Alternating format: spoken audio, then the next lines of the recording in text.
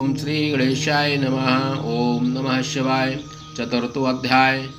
नारद का वैकुंठ गमन एवं विष्णु को शाप प्रदान। यह सब कृत शंकर का ही है। इस प्रकार कहकर विष्णु का अंतर ध्यान होना। ऋषिगण बोले, हे महाप्रज्ञ, हे सूत जी, आपने अत्यंत अद्भुत कथा का वर्णन किया है। यह शिव की माया धन्य है, जिसके बस में चराचर जगत है। अब आप मुझे बताइए कि भगवान शंकर के वे दोनों गण जब अपनी इच्छा से अन्यत्र चले गए, तब काम विहल और क्रुद्ध हुए देवर्षि नारद ने क्या किया? सूत जी बोले, मोहित मुनि, शिव जी की इच्छा से उन दोनों रुद्रगणों को यथोचित शाप देने के उपरांत जब अपना मुख तथा पूर्ण स्वरूप जल में देखा, तब भी उन्हें स्वेच्छा से ज्ञान नहीं हुआ। उन्होंने यही समझा कि विष्णु ने हमारे साथ छल किया है। ऐसा जानकर वे असह्य क्रोध किए हुए तत्क्षण विष्णु लोक को चले गए और जलती हुई अग्नि के समान विष्णु से अत्यंत अप्रिय तीखे शब्दों से कहने लगे।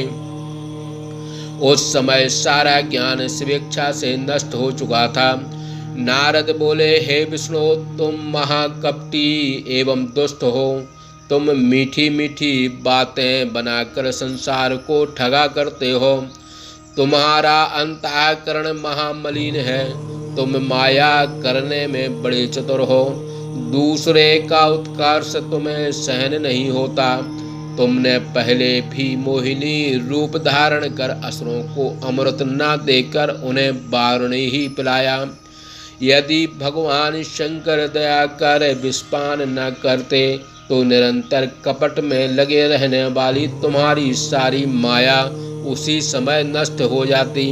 हे विष्णु, तुम्हें यह कपट भरी चाल अत्यंत प्रिय है। तुम्हारा स्वभाव अच्छा नहीं है। तुम्हें सर्वथा स्वतंत्र बनाकर भगवान सदाशिव ने अच्छा नहीं किया। अब तुम्हें स्वतंत्र बनाकर वे परमात्मा सदाशिव तुम्हारे प्रभाव तथा बल एवं चाल को सोच सोच कर पछता रहे हैं। उन्होंने स्वनिर्मित वेद के प्रमाण के आधार पर ब्राह्मण को सर्वोपरि कहा है। आज मैं यही सोचकर उस ब्राह्मणत्व के बल से तुम्हें उचित शिक्षा दूंगा, जिससे तुम कहीं पर भी ऐसा कोई कार्य पुनः नहीं करोगे। तुम्हारा किसी तेजस्वी से आज तक पाला नहीं पड़ा है, जिससे अब तक निर्भय विचर रहे हो, किंतु अब तुम्हें अपने किए हुए कार्य का फल प्राप्त होगा। इस प्रकार माया से मोहित हुए मुनि ने विष्णु से ऐसा कहकर अपना ब्रह्म तेज प्रकट करते हुए आपे से बाहर होकर विष्णु को शाप दिया। हे विष्णु, तुमने हमें स्त्री के लिए व्याकुल तथा मोहित किया है एवं कपट से जिस मनुष्य का रूप धारण कर मुझे स्वरूप वंचित किया है। हे विष्णु, तुम उसी समय उसी मनुष्य का स्वरूप धारण कर दुख भोगो, और तुमने जैसा मेरा मुख किया है उसी मुख वाले तुम्हारी सहायता करेंगे। स्त्री के लिए दूसरों को दुख देने वाले तुम विष्णु भी मनुष्य का रूप धारण कर स्त्री से अलग रहकर स्त्री वियोग का दुख सहन करो, और अज्ञान से मोहित हो तुम भी मनुष्य जैसी चेष्टा का आचरण करो। जब अज्ञान से मोहित देवर्षि नारद ने इस प्रकार विष्णु को शाप दिया, तब विष्णु ने भी शिव माया की प्रशंसा करते हुए उस शाप को सिर में स्वीकार कर लिया।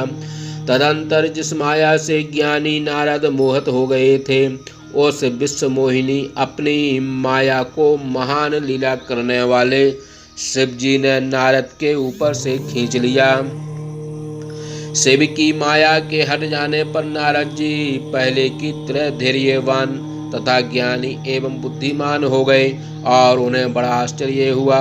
वे अब पश्चाताप करते हुए अपनी बारंबार निंदा करने लगे और ज्ञानियों के चित्त को चाहने वाले शिव माया की प्रशंसा करने लगे। फिर तो यह सब माया का प्रभाव जानकर वैष्णाग्रणी देवर्षि नारद विष्णु भगवान के चरणों में गिर पड़े।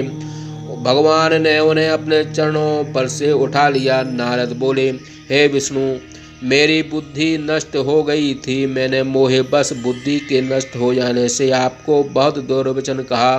हे नाथ, क्रोध से जो शाप मैंने आपको दिया है उसे आप मिथ्या कर दीजिए। हे प्रभु, मैंने महान पाप किया है जिससे निश्चय ही नरक जाऊंगा। हे प्रभु, मैं तो आपका दास हूँ, आप ही बताइए इस पाप से बचने के लिए मैं कौन सा उपाय करूं? ऐसा कहकर वे श्रेष्ठ मुनि पुनः विष्णु के चरणों में गिर पड़े। वे महाज्ञानी नारद उस समय अत्यंत पश्चाताप कर रहे थे। तदंतर विष्णु नारद को अपने चरणों से उठाकर सुंदर एवं सत्य वचन बोले। भगवान विष्णु बोले, हे नारद, तुम खेद मत करो, तुम मेरे श्रेष्ठ भक्त हो, इसमें संदेह नहीं। हे तात सुनो, मैं निश्चित रूप से तुम्हारे हित की बात कहता हूँ, तुम्हें नरक नहीं होगा। भगवान सब निश्चय ही तुम्हारा कल्याण करेंगे। तुमने अहंकार से मोहित होने के कारण उस समय शिव जी की बात नहीं मानी। इसी कारण कर्म का फल देने वाले शिव जी ने तुमको ऐसा फल दिया है। यह सब कुछ शिव जी की इच्छा से ही हुआ है। वही परमेश्वर सदा सबके गर्भ को हरण करने वाले हैं, ऐसा निश्चित रूप से समझ लो। वे ही पर ब्रह्म परमात्मा तथा सच्चिदानंद हैं, निर्गुण तथा निर्विकार हैं और सत्य रज एवं रजोगुण से परे हैं। वे अपनी माया के कारण रूप भेद से ब्रह्मा विष्णु एवं रुद्र रूप धारण करते हैं। वे निर्गुण तथा सगुण दोनों रूप वाले हैं। निर्गुण होने पर उन्हीं को शिव परमात्मा महेश्वर पर ब्रह्म अव्यय अनंत एवं महादेव कहा जाता है। उनको उनकी सेवा के कारण ब्रह्मा इस जगत के सृष्टा तथा मैं विश्वपालक हूँ कि बहुना रुद्र भी उन्हीं की सेवा से सबका श्रृंगार करते हैं। वे शिव रूप से सबके साक्षी, माया से भिन्न एवं निर्गुण हैं। वे अपनी इच्छा से चलने वाले, स्वतंत्र रूप से विहार करने वाले एवं भक्तों पर अनुग्रह करने वाले हैं। हे नारद, अब तुम परम सुखदायी एवं श्रेष्ठ उपाय सुनो। यह उपाय सभी पापों को नष्ट करने वाला तथा भोग एवं मोक्ष को देने वाला है। अपने सभी संशयों को छोड़कर शिव जी के श्रेष्ठ यश का गान करो और एक मन से समाहित चित्त होकर शिव सतनाम स्तोत्र का जप करो।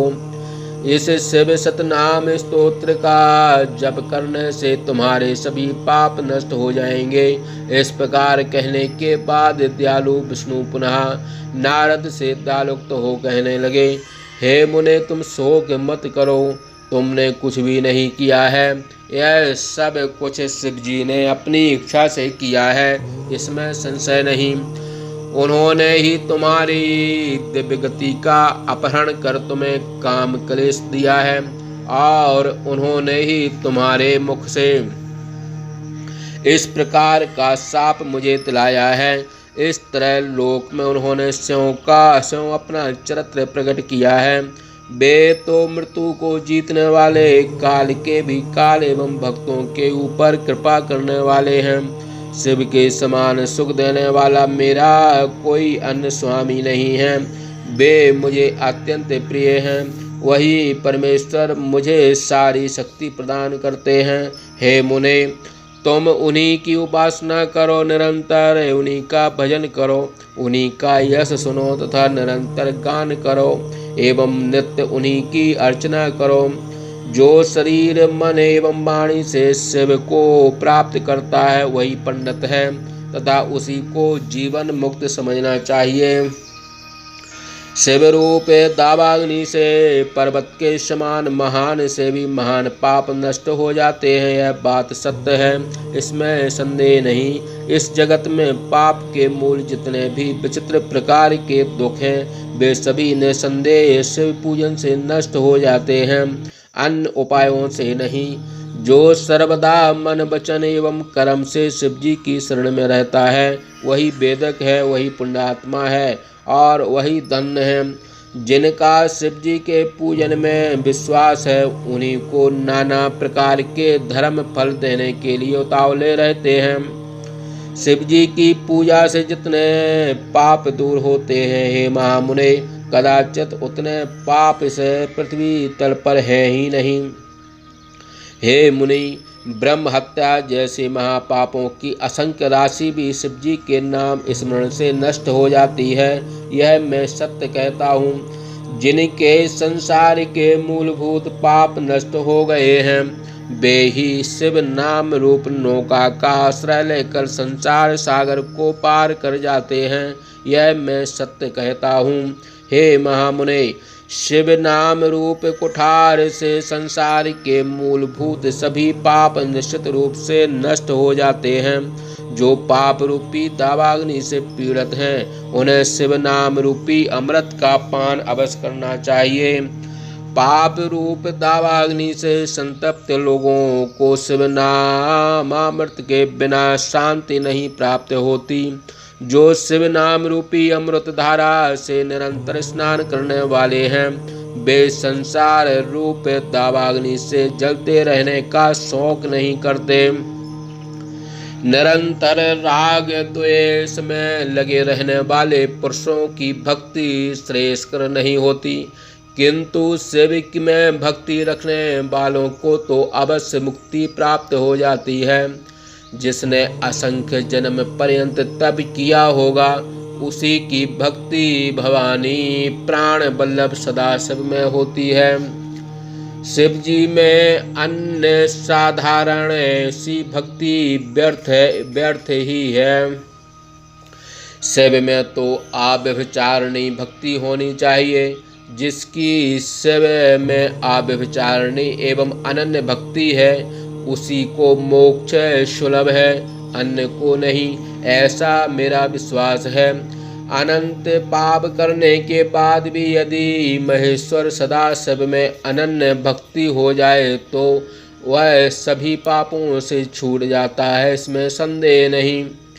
जिस प्रकार वन में दावाग्नि के लग जाने से वृक्ष नष्ट हो जाते हैं, उसी प्रकार शंकर भक्तों के भी असंख्य पाप नष्ट हो जाते हैं। जो नित्य ही भस्म द्वारा अपने शरीर को पवित्र कर शिव पूजन में तत्पर रहता है, वह अत्यंत दुस्तर संसार सागर को पार कर जाता है। ब्रह्मस्य हरण करने वाला एवं अनेक ब्राह्मणों का हत्यारा भी शिव का सेवक उन पापों से लिप्त नहीं होता। संपूर्ण वेदों के अध्ययन से यही निष्कर्ष निकलता है कि शिव जी का पूजन सर्वश्रेष्ठ है। पूर्वजों ने संसार के नाश का यही एक शिव पूजन रूप उपाय निश्चित किया है। अतः हे महामुने, आज से ही यत्न पूर्वक सावधान होकर यदा विधि अंबिका सहित सदाशिव महेश्वर का भक्ति सहित नित्य पूजन करो और उनका भजन करो, और पैर से लेकर सिर पर्यंत भस्म का उन्मूलन कर आदर से श्रुतियों में प्रसिद्ध ओम नमः शिवाय इस खड़क्षर शिव मंत्र का जप करो, और शिव प्रिय रुद्राक्षों को यत्न पूर्वक सभी अंगों में मंत्र सहित भक्ति पूर्वक धारण करो। सदा शिव की कथा नित्य श्रवण करो, सदा शिव की कथा नित्य कहो, और शिव भक्तों की अच्छी तरह बारंबार पूजा भी करो। आलस रहित होकर सदा शिव की शरण में रहो, क्योंकि विश्व की पूजा से ही निरंतर आनंद की प्राप्ति होती है। हे मुनि, सत्यम शिव के सर्वथा विस्तृत चरणों को अपने हृदय में धारण कर सर्वप्रथम शिव तीर्थों में भ्रमण करो। परमात्मा शिव के निर्मल महात्म को जानकर शिव के परम प्रिय आनंद वन में जाओ। वहाँ विश्वेश्वर का दर्शन कर भक्ति से उनका पूजन करो, उनका नमन एवं स्मरण करो। ऐसा करने से मन निर्विषय होकर निर्विकल्प समाधि में लग जाएगा। हे महामुने, तदंतर मेरी आज्ञा से एवं अपनी इच्छा से तुम ब्रह्मलोक को चले जाना। उस ब्रह्मलोक में जाकर अपने पिता ब्रह्मा को विशेष रूप से नमस्कार कर उनकी स्तुति कर प्रसन्न चित्त से शिव जी का महात्म पूछना। सभी भक्तों में श्रेष्ठ ब्रह्मा प्रीति पूर्वक तुम्हारे लिए शंकर जी का महात्म एवं शिव सतनाम स्तोत्र भी तुम्हें बताएंगे। हे मुनि, तुम आज से ही शिव के भक्त एवं शिव परायण हो जाओ। ऐसा करने से शिव जी तुम्हारा कल्याण करेंगे और तुम मुक्ति के भागी बन जाओगे। इस प्रकार प्रसन्नात्मा श्री विष्णु ने मुनि को उपदेश दिया। तदंतर शिव जी की स्यों स्तुति एवं स्मरण करंतर ध्यान हो गए। इस प्रकार सप्तती भाषा टीका शिव महापुराण के अंतर्गत द्वितीय रुद्र संहिता के सृष्टि खंड में विष्णु उपदेश वर्णन नामक 14वां अध्याय समाप्त। बोलिए शंकर भगवान की जय।